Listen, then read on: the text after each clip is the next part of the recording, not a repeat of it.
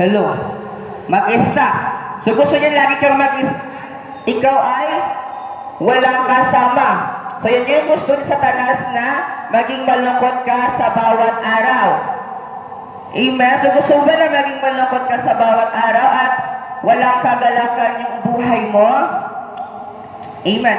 Pangalawa katangian ng Satanas ay siya ay pumapatay.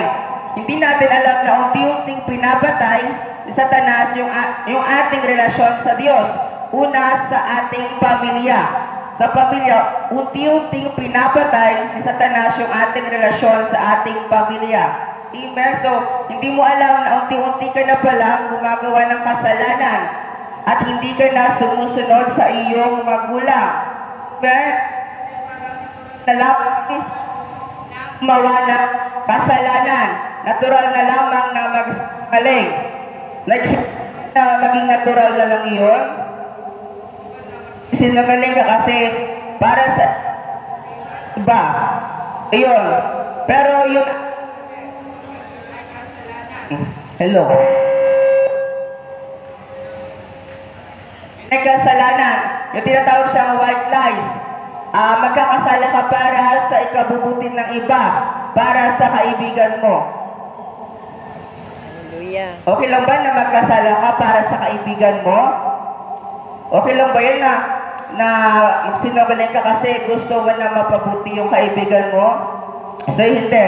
Yun po ay kasalanan.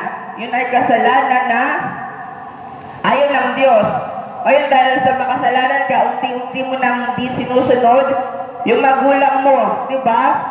Ngayon, yung mga kabataan, hindi na sumusunod sa magulang. At patuloy na, syempre, maraming, di ba, like for example, yung mga ML o yung, ano pa ba yung ginagawa nila halos? Di ba? At hindi na nakikinig sa magulang. So, yung unti-unti na pinapasok, unti-unti pinapatay ni Satanas yung ating relasyon sa ating pamilya. At hindi na tayo nakakausap kasi nga, lagi na lang tayo mahawak ng cellphone. At hindi na tayo nagbabasa ng Bible. Amen. So, kailangan natin magbasa ng Bible kasi ito yung ating kaligtasan.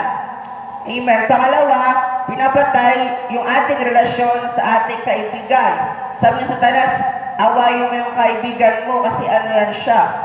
Masama yan siya. Eh, hindi mo alam na unti-unti ka na nagkakaroon ng kaaway, lalo na yung kaibigan mo.